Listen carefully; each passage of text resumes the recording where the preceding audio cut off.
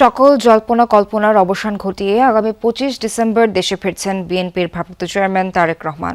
শুক্রবার রাতে গুলশানে দলের চেয়ারপারসনের কার্যালয়ে স্থায়ী কমিটির বৈঠক শেষে কথা জানান মহাসচিব মির্জা ফখরুল ইসলাম আলমগীর।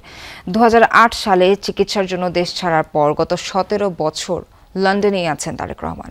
বিজলি কেবলসের স্কিন কোটেড ইনসুলেশন আগুন প্রতিরোধী। বিজলি কেবলস, নিরাপদ আজীবন।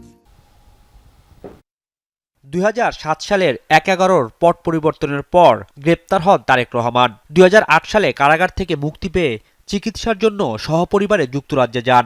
সেখান থেকে প্রায় ১.৫ যুগ তিনি লন্ডনে অবস্থান করছেন। গত বছরের ৫ আগস্ট ছাত্র জনতার গণ অভ্যুত্থানে তৎকালীন আওয়ামী লীগ সরকার ক্ষমতাচ্যুত হওয়ার পর তার বিরুদ্ধে থাকা বেশ কিছু মামলার সাজা বাতিল হয়। সেই সাথে কিছু মামলায় আইনি প্রক্রিয়ায় অব্যাহতিও পান তিনি। এরপর থেকেই তার দেশে ফেরা নিয়ে জোর আলোচনা চলছিল। মা, সাবেক প্রধানমন্ত্রী ও বিএনপির চেয়ারপারসন খালেদা জিয়ার স্বাস্থ্যের অবনতি হলে তার দ্রুত দেশে ফেরার সম্ভাবনা আরও জোরালো হয়। অবশেষে বিএনপির স্থায়ী কমিটির বৈঠক শেষে শুক্রবার রাতে গুলশানের ব্রিফিংয়ে মির্জা ফখরুল জানান, দলের ভারপ্রাপ্ত চেয়ারম্যান তারেক রহমান আগামী ২৫ ডিসেম্বর ঢাকায় এসে পৌঁছাবেন।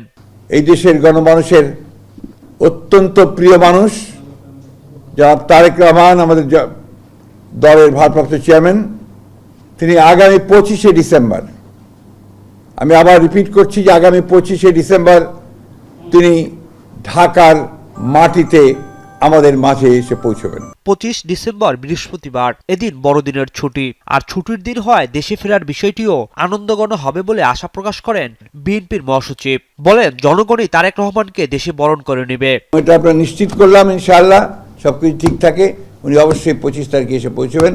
দিনটাও খুব ভালো, বড়দিনের ছুটি আছে, চমৎকার একটা দিন। এবং আজকে গণতন্ত্র উত্তরণের পথে যে সমস্ত বাধাগুলো সৃষ্টি হয়েছিল, আমরা মনে করি যে আমাদের ভারপ্রাপ্ত চেয়ারম্যান তারেক রহমান সাহেব দেশে এসে পৌঁছলে সেই সমস্ত বাধা দূর হয়ে যাবে। তফসিল ঘোষণার পর দেশে এখন নির্বাচনী আমেজ বিরাজ করছে বলে দাবি করছেন মির্জা ফখরুল। তারেক রহমানের দেশে ফেরা নির্বাচনী আমেজ ভিন্ন মাত্রা পাবে বলে মনে করেন তিনি। মানুষই আসবে। রাজীব আহমেদ, যমুনা নিউজ, ঢাকা।